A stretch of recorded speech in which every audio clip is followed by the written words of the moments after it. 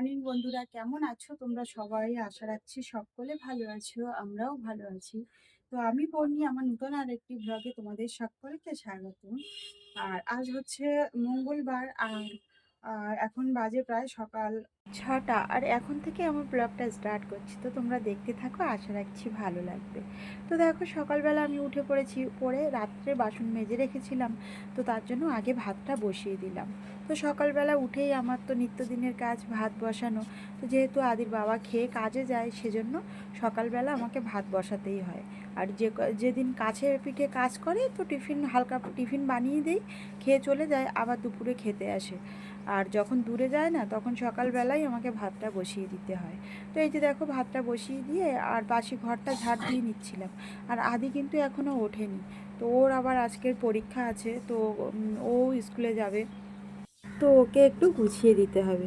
তো সেজন্য আমি ঘরটা সুন্দর করে ঝাড় দিয়ে নিচ্ছিলাম। আর দেখছো, আমার এই ছোট্ট ঘর, একটুখানি জায়গা, তো এই নিচে যেইটুকু জায়গা আছে, এখানেই আমরা বসে খাওয়া দাওয়া করি। তো এই জায়গাটা পরিষ্কার পরিচ্ছন্ন না রাখলে হয় বলো তো? তো দেখো, আমি সকালবেলায় উঠে আগেই ঝাড়টা দিয়ে নিচ্ছিলাম, নিয়ে তারপরে মুছে নেব।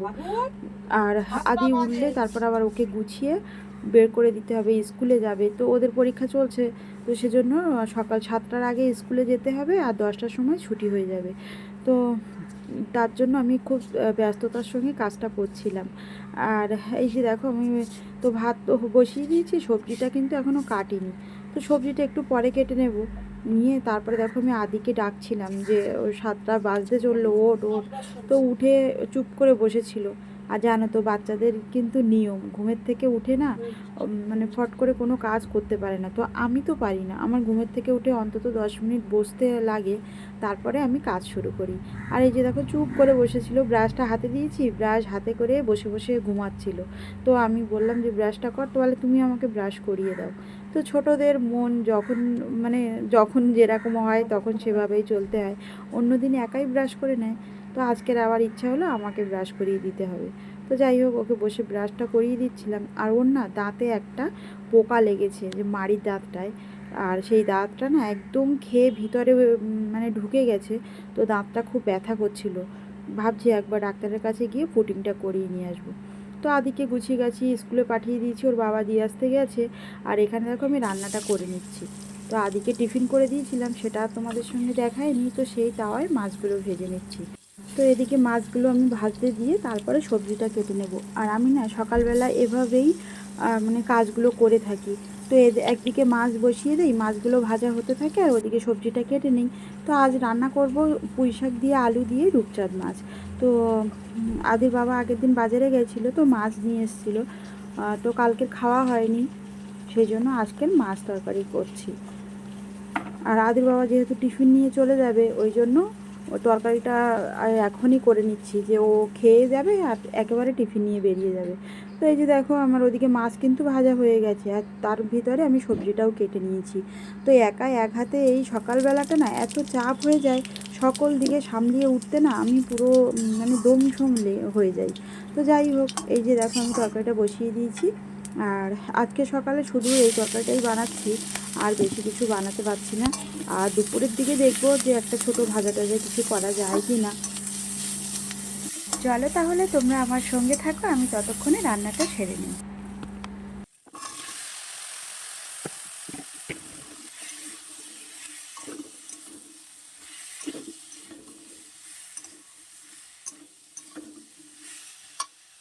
তো বন্ধুরা, রান্না বান্না সব কিছু কমপ্লিট, এখন আমি গ্যাসটা পরিষ্কার করব।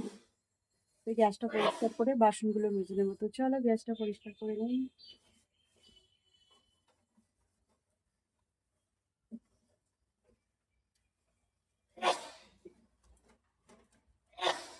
তো গ্যাস ট্যাস মুছে আমি চলে এসেছি বাসন মাজতে।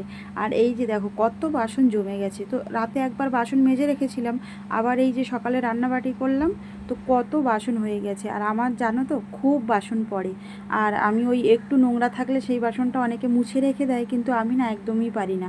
তো আমি একেবারে সমস্ত সব কিছু টেনে বের করে আবার ধুয়ে মেজে জল ঝরিয়ে তুলে রাখি। তো বাসনগুলো মেজে ঘরে চলে এসেছি, আর এসে দেখো আমি বিছানাটা তুলে নিচ্ছি। তো সকালবেলা ওই দিকে কাজ করতে করতে না আর বিছানা তোলা হয়নি, তো বিছানাটা এখন তুলে নিচ্ছি, নিয়ে তারপরে যাব স্নান করতে।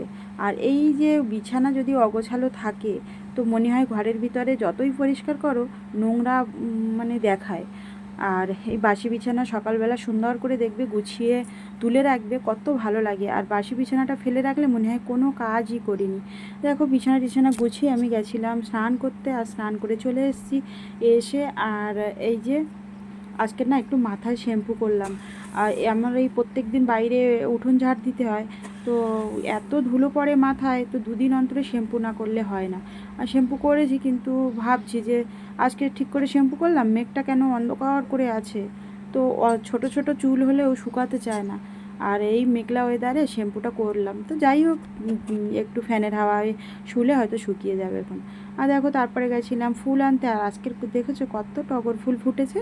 তো আজকের এই দিয়েই আমার গোপাল সোনাকে সাজুগুজু করিয়ে দেবো। আর এই যে দেখো আমি ফুল তুলেও চলে এসেছি, আর সঙ্গে তুলসী দলও তুলে নিয়েছি।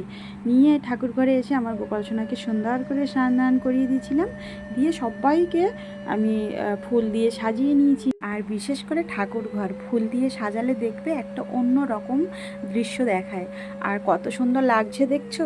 সব মানে কটা টগর ফুল দিয়ে সাজিয়েছি, তাই জন্য আমার ঠাকুর ঘরটা আলো হয়ে রয়েছে। আর এই যে দেখো আমি সকালবেলার পুজোটা সেরে নিচ্ছি, নিয়ে এবার যাব আদিকে আনতে স্কুলে। আর আমি এখনও খাওয়া দাওয়া কিছু করিনি, তো আমি প্রত্যেক দিনই আগে ঠাকুর ভোগ দিয়ে তারপরে সকালে খাওয়া দাওয়া করি। তো দেখো আমার স্নান পুজো কমপ্লিট, এবার যাব আদিকে আনতে। তার আগে একটু খাবো, তো প্রচুর খিদে লেগেছে। আর আমি বসে পড়েছি খেতে। আর তোমাদের সঙ্গে রান্নাটা করেছিলাম, কিন্তু লাস্টে আর তোমাদের সঙ্গে শেয়ার করা হয়নি। এই যে দেখো আমার তরকারি, আর এখন আমি একটু খাবো। আর বলছিলাম না যে পরে আবার একটু ভাজা করব, তারপর ভাবলাম যে একটু উচ্ছে আলু ভেজে নিই, শুধু একটা তরকারি দিয়ে না ভাত খাওয়া যায় না। তো উচ্ছে আলু ভেজেছিলাম, তো আদির বাবা খেয়ে চলে গেছে, আর কিছুটা আমার জন্য রেখে দিয়ে গেছে। তো এইটা দিয়ে সকালবেলা আমি খেয়ে নেব, নিয়ে তারপরে আদিকে আনতে যাব।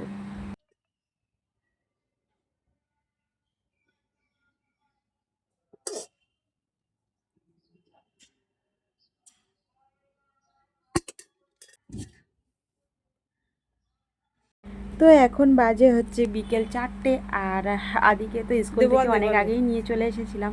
এসে ওকে স্নান টান করে একটু খাইয়ে দিয়ে ও ঘুমিয়েছিল, উঠে এবার এই যে খেলতে লেগে গেছে। ওর বায়না মা আমার সঙ্গে খেলো। আর এখানে তো ও ছাড়া আমার মানে ওর সঙ্গে আমি ছাড়া আর খেলার কেউ নেই। তো তার জন্য দুই মাপে দেখো আমি বল করছি আর ও ব্যাট করছে। তো এইভাবে খেলা করছিলাম, হঠাৎ অন্ধকার করে মেঘ করে এসছে, আর তারপরে দেখো ঝমঝমিয়ে বৃষ্টিও নেমে গেছে। আর এখন প্রায় সন্ধেও হয়ে গেছে।